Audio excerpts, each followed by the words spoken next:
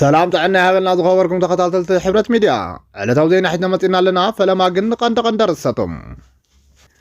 بجنبار بوري متقعات خم تخفت تحبيرو هزمنا نمدحن كل خامن اسكتت كتبل حوحات كم زعوجت تقليتو عزال سراويت برهان جلال مون اول على تقراين حوحات اواج كوينا تسميعو هزب تقراي كتنقل زقبع حدا مسنبر زينا وصيو زبلون قالتنا لونا حج دمانا بزرزرم بجنبار بوري متقعات خم تخفت تحبيرو كاب فلفلاتنا ترخوا حاوريتا خم زحبرو التفرح متقعات خم تجمرة تقليتو بلصقنا اوروما او لعل تግራይ ኤርትራ መጥቃዓት ምኽፋት ምድለዋት ክገበር ከም ጸንሕና ተጸብጸበ ጸንሕዩ በልጽግና ሕጂ ዝካየድ ዘሎ ውግእ ከም ቀደም ኣይኮነን ብቴክኖሎጂ እናበለ ክፍክር ከም ጸንሕ ይፍለጥ ስለዚ ድማ ኣብ መጀመርያ ዙር ጀነሳዳዊ ኩናት ትግራይ ከም ዝነበረ ውግእ እንተይኮነስ ብድሮን ዝውዳእ ውግእ እዩ ክብሉ መራሕቲ ብልጽግና ብኹርዓት እናገለጹ ይርከቡ لهذا سعيد مرحت حوحات مرحت هقدفن كان متقعت بلصقنا زهوم نمدحان زمناو مكلاخل تكنولوجي قعطقون تزيق إلهم بعالم عرس قتلتي في صمخم زلو خفلت يقبع قولو وتعدراو ليقاون تخقلت صريح ميوم بلصقنا زمناو درنات مسائلتن كالوت نطبي قيرت اطواراتن كان مشمات بتوسخي مستقاوم تودبات ايرترا سمعنت بمفصام دحر سرعت هقدف ايرترا خميت محدر زبل لا شجر منقص سند كدالو خمس جبره تفليتو كابز بتوسخ أولات برجنا حمدو بموداو كم زعتقومن بجنبار عفار كم زسلفهم من تقليسو إذا برجنا حمدو زحازو حيلم سراوتي إيرترا قطم زي غير حيلي وكان تقول تحيلي أو علي إيرترا ما تقعد خفيت بذبل شفان ببلصقنا أو علي إيرترا ما تقعد من جمار حاسي وزفحات سيرا خم زغونة تحبيرو إذا سيرا بلصقنا تقراين متقع حرام ريت عفار مزدالو مع ماص حيلي تقراين ما تصل كم زغونة وتدراو لي كاونتي قلتو إذا كم زيلنا حلو حج ترقبت وكوس حاوريتا خم زحبرو بجنبار بوري متقعات خم تجمرة تحبيرو كاب فلفلاتنا ترقب حاوريتا خم زقلتو ببلصقنا تودوا حيلين او ودوا عاسم مصقع سعيبو سراوتي إيرترا ناي قرصا سرحيت كم جمرة تقليتو بمسارة الترقب حاوريتا ازت ارنت كجمرو امو كاب سراوتي بلصقنا حاجز كبرو لهم زبل سمعنات او جنبار بوري تسقع عماص حيلي إيرترا بزتاي صبي منقد دينا قرصا سرحيت كم تفصمن عاوي غدات كم زبصح تحبيرو سلازر ما سراويت بلصقنا ون حاجز نمهاب عدل كم زي رخبه زرقمنا يا حبريت يرد لازم سعيد ما ايرتران بلصقنا متنققه كم ذهبت تفليتو ازمنا مدحان كلها من اسيكتت كتبل حوحات كم زعوجت تحبيرو بلصقنا انما تدركو تمازاولت نمدحان تاكو حاجات كم زعقده بعول بلصقنا بمسكو تلفزيون وصي خمس ገለጸ ይፍለጥ ስርዓት بلصقنا اورومو تمازاولت معراب تግራይ بوعل بريتوريا مسارات كيملسون حارسهم كيبلعون كلكيلون عامታት ኣብ كيندا خموتن نقصاوينا ገበረ ከም ዝርከብ ይፍለጥ ዓለም ለኸለ ገስ ትካላት ተመዛወልት ትግራይ እغل ሓገዝ እንተላኣኹኳ እቲ ሓገዝ ግን ናብቶም ኣብ ትግራይ ሳቆይ ዘሎ ወገናት ከም ዘይበጽሕ ዘሎ ፍልፍላት ይሕብሩ መርሕት ብልጽግና ኣብ ትግራይ እغل ሓገዝ ንለኸለና እንተበሉኳ ተመዛወላይ ትግራይ ግን ብዝሕዝ መንገዲ ብጥሜት ይጸንት ከም ዘሎ ኩሉ ዝርኦ ዘሎ ሓቂ እዩ ብልጽግና ኣብ ትግራይ እغل ሓገዝ እንተላኣኹኳ መርሕት ሕወሓት ንውልቃዊ ረብሖም ይጥቀመሉ ክብል ይኸስስ ከም ኦቻ ዝበሉ ዓለም ለኻዊ ትካላት ድማ ብልጽግና ኣብ ትግራይ ዘለኣኹ ሓገዝ 300 ጥራሕ ከም ዝኾነ ይገልጽ ኣለዋ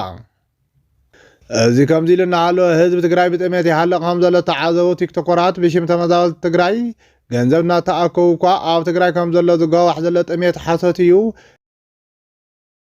እቲ ዝግበር ዘሎ ናይ ሓገዝ ምትእኻውን ጠጠው ኣብልዎ ክብል ብልጽግና መግለፂ ከም ዘውፅኦ ይፍለጥ ብልጽግና ካብ ዓለም ለኻዊ ለገስ ትካላት ናብ ትግራይ ዝኣቱ ሓገዝ ምክልካሉ ከይኣክል ሓገዝ ክትተኣኻኽቡ ኣይትኽእልን ኢሉ ኣብ ልዕሊ ህዝቡ ሞት ዝፈረደ መንግስቲ ከም ዝኾነ ኢትዮ ፎረምን ካልኦት ዓበይቲ ሚድያታት እናፀብፀቡ ይርከቡ ኣካይዳ ብልጽግና ተረደ መራሕቲ ሕወሓት ዘለና መማረፂ ናይ ሓይሊ መማረፂ ጥራሕ እዩ ኣብ ዝብል ዋና ነጥቢ ከም ተስማዕምዑ ተሓቢሩ ኣብቲ ጀነሳዳዊ ኩናት ትግራይ ብልጽግና ንህዝቢ ትግራይ ብምድንጋር ኣብ ልዕሊ ህዝቢ ትግራይ ክዘምት ከም ዝገበሮ ዝፍለጥ እዩ ኣብዚ ሕጂ እዋን ግን ትክክለኛ መልክዕ ብልጽግና ህዝቢ ኢትዮጵያ ስለተረድአ ህዝቢ ኢትዮጵያ ኣብ ልዕሊ ህዝቢ ትግራይ ዳግማይ ከም ዘይዘምት ሊቃውንቲ ፖለቲካ ይገልጹ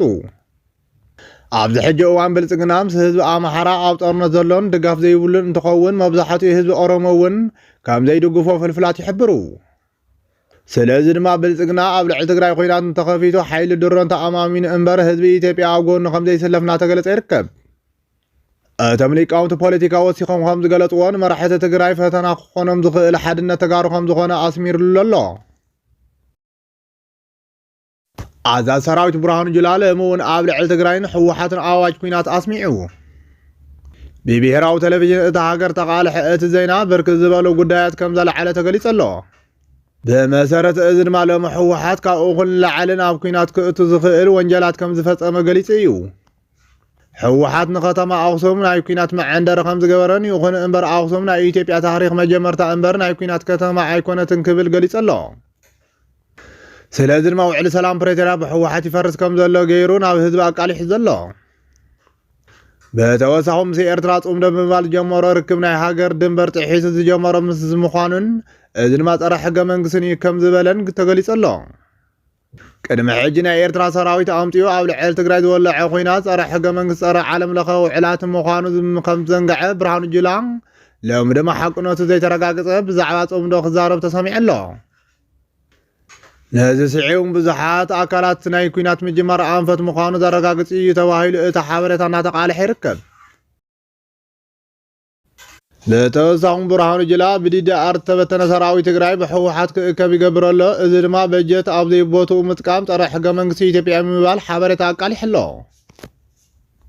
እቲ ዝገብሮ ዘሎ ስልጣና ድማ ጸረ ሕገ መንግስቲ እዩ፣ ተፈናቀልቲ ኣለውና ብምባል ኣነ እየ ሒዘዮም ክምለስ ብምባል ይዛረብ ኣሎ ብምባል ከም ተዛረበ እናተገለጸ ይርከብ። ብተወሳኺ ሕወሓት ናብ ኣምሓራ ክልል ኣጥዋር ብምቕራብ ተሓሒዝዎ ዝበለ ኮይኑ እዚ ድማ ጸረ ሕገ መንግስቲ ጸረ ፕሪቶርያን ብምባል ነቲ ዘለህሉ ኩነታት ገሊጽዎ ኣሎ። ይኹን እምበር እዚ ኩሉ እንዳፈለጥና ናብ ኩናት ዘይኣተና ሕወሓት ከም ዝለመዶ ናብ በዓቲ እዩ፣ ህዝቢ ትግራይ ግን ክጉዳእ እዩ ካብ ዝብል ስግኣት ዝተላዓለ እዩ ክብል ብርሃኑ ጁላ ገሊጹ ኣሎ።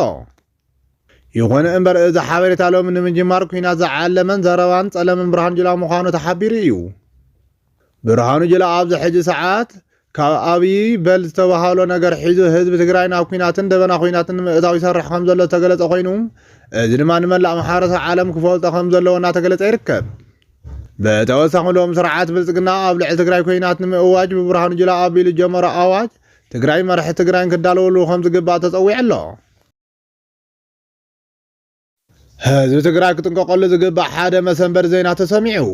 ኣብይ ኣሕመድ ዝመርሖ ፌደራል መንግስቲ ሎሚ እውን ኣብ ልዕሊ ህዝቢ ትግራይ ዳርጋ ዕላው ዝኾነ ፈኸራታት የስምዕ ከም ዘሎ ክሕበር ጸኒሑ እዩ። እዚ ዕላው ዝኾነ ፈኸራታት ድማ ብሰበስልጣናት ፌደራል ከምኡ እውን ንሱ ብዝኸፍሎም ጋዜጠኛታትን ኣቢሉ የቃልሕ ከም ዘሎ ንምርዳእ ተኻኢሉ ኣሎ። ቅድሚ ሕጂ እቲ ጽንተታዊ ኩናት ኣብ ልዕሊ ትግራይ ቅድሚ ምእዋጁ ህንፃታት ከፍርስ እየ ኣዴታት ከብኪ እየ እንዳበለ ዘቃልሕ ዝነበረ ኣብይ ሎሚ ንህዝቢ ዝኸውን ፈኸራ ይስምዕ ከም ዘሎ ንምርዳእ ተኻኢሉ ኣሎ። ብመሰረት እዚ ድማ ኣብ ድንበር ዝርከብ ህዝቢ ትግራይ ምስ ጎረቤቱን ሓዊ ህዝቢ ኤርትራን ዝገብሮ ዘሎ ምርኽኻባት ደው እንተዘይቢሉ ብድረን ክወቕዐ እየ ዝብል ፈኸራ ኣስሚዑ ይርከብ። እዚ ፈኸራ ድማ ብሽም ጽምዶ ኣዝዩ ሓደገኛ ዝኾነ ምንቅስቓስ ትገብሩ ኣለኹም ደው እንተዘይቢልኩም ናይ ድሮን ጥቃዓት ክፍጽመልኩም እየ ብምባል ኣጠንቂቕዎም ይርከብ። እቲ ብኤርምያስ ለገሰ ዋቅጅራ ተባሃለ ተቐላቢ መንግስቲ ኮይኑ ዘሎ ጋዜጠኛ ዝቐረበ መጠንቀቕታ ድማ ኢትዮ ኤርትራ ቦርደር ክዕጾ መንግስቲ ኣጠንቂቑ ከም ዘሎ ገሊጹ ኣሎ። ድንበራት ክዕጾ እዮም ብሽም ጽምዶ ዝግበሩ ሓደገኛ ርክባት ደው ከብሉ ኣለዎም ዝበለ ኮይኑ እዚ እንተዘይገይሩ ግን ናይ ድሮን ጥቃዓት ከም ዝወስድ እዩ ኣጠንቂቑ ዘሎ። እዚ ኣብ ግምት ዘእተወ ድማ ኣብ ልዕሊ ተጋሩ ናይ ድሮን ጥቃዓት ክወስድ ምዃኑ ተሓቢሩ ኣሎ። ብመሰረት እቲ ጊላ ኣብይ ዝኾነ ጋዜጠኛ ዘቃልሖ ሓበሬታ ድማ ኣብዚ ሕጂ ሰዓት ህዝቢ ትግራይ ኣብ ሓደጋ ከም ዘሎ ኣመላኺቱ ኣሎ። እዚ ማለት ህዝቢ ትግራይ ብናይ ኣብይ ሸርሒ ወታደራዊ ጥቃዓት ክበፅሖ ከም ዝኽእል ዘመላኽት እዩ። ኣብ ልዕሊ ተጋሩ ሕጂ እውን ፈኸራ ዘስምዕ ዘሎ ኣብይ ህዝቢ ትግራይ ከም በዳሊ ንምግባርን ዳሓርን ዝወሰዶ መጥቃዕቲ ምክንያት ንምድርዳር እዩ። ስለዚ ድማ እቲ መጠንቀቕታ ንህዝቢ ኤርትራ እውን ከም ዝኾነ ተገለጸ ኮይኑ ህዝቢ ትግራይን ኤርትራን ጽምዶ ብዝብል ኣብ ድንበራት ዝገብርዎ ዘሎ ርክብ ደው ከብልዎ ተነጊርዎም ኣሎ። ነዚ ስዒቡ ሎሚ ኣብይ ኣብ ድንበር ዝርከብ ህዝቢ ትግራይን ኤርትራን ጥቃዓት ክፍነወሉ ስለ ዝኽእል ካብ ምእካብ ክጥንቀቕ ብተጋሩን ኤርትራውያን ጻውዒት ቀሪቡ ኣሎ። ዜናታት ናይ ዝዕለት ነዚኦም መስሊ ነይሮም። ስለምክታልኩም ነመስግን። ሰላም።